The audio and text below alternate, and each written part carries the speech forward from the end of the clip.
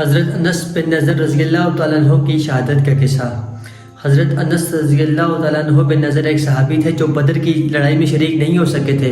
ان کو اس چیز کا صدمہ تھا کہ اس پر اپنے نفس کو ملامت کرتے رہتے تھے کہ اسلام کی پہلی عظیم الشان لڑائی اردو اس میں شامل نہ ہو سکا۔ اس کی تمنا تھی کہ کوئی دوسری لڑائی ہو اور اس میں اپنے حوصلے پورے کروں۔ اتفاق سے احد کی لڑائی پیش آ گئی جس میں انہوں نے بہت بڑی اور بہادری سے شریک ہوئے۔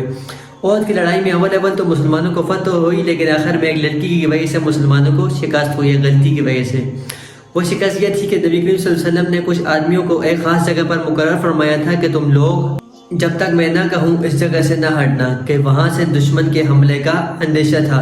جب مسلمانوں کو شروع میں فتح ہوئی تو کافروں کو بھاگتا دیکھ کر یہ لوگ اپنی جگہ سے ہٹ گئے، یہ سمجھ کر کہ اب جنگ ختم ہو چکی ہے، اس لیے بھاگے ہوئے کافروں کے پیچھے کیے جائے اور مال غنیمت حاصل کیے جائے۔ یہ سوچ کر وہ اس جگہ سے ہٹ گئے۔ اس جماعت کے سردار نے منع بھی کیا تھا کہ نبی اکرم صلی اللہ علیہ وسلم کی ممانعت تھی کہ یہاں سے نہ ہٹنا، مگر انہوں نے یہ سمجھ کر کہ حضور صلی اللہ علیہ وسلم کی وہ بات تو صرف لڑائی کے وقت کے لیے تھی، وہاں سے ہٹ کر میدان میں پہنچ گئے۔ بھاگتے ہوئے کافروں نے اس جگہ کو خالی دیکھ کر اس طرف سے آ کر حملہ کر دیا۔ مسلمان بے فکر تھے، اس اچانک بے خبری کے حملے سے مغلوب ہو گئے اور دونوں طرف سے کافروں کے بیچ میں آ گئے، جس کی وجہ سے ادھر ادھر پریشان بھاگ رہے تھے۔ حضرت انس رضی اللہ تعالیٰ عنہ نے دیکھا کہ سامنے سے ایک دوسرے صحابی حضرت سعد آ رہے ہیں۔ انہوں نے کہا کہ سعد کہاں جا رہے ہو؟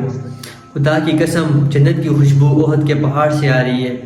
یہ کہہ کر تلوار تو ہاتھ میں تھی ہی، کافروں کے جھوڑ میں گھس گئے اور جب تک شہید نہیں ہوئے واپس نہیں آئے۔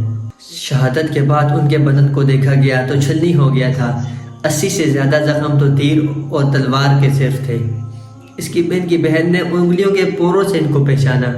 جو لوگ اخلاص اور سچی طلب کے ساتھ اللہ کے کام میں لگ جاتے ہیں ان کو دنیا ہی میں جنت کا مزہ آنے لگتا ہے۔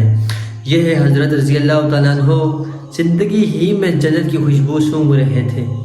اگر اخلاص آدمی میں ہو جائے تو دنیا میں جنت کا مزہ آنے لگتا ہے۔ کل میں صلح حدیبیہ اور ابو جندل رضی اللہ تعالیٰ عنہ اور ابو بصیر رضی اللہ تعالیٰ عنہ کا قصہ بیان کروں گا۔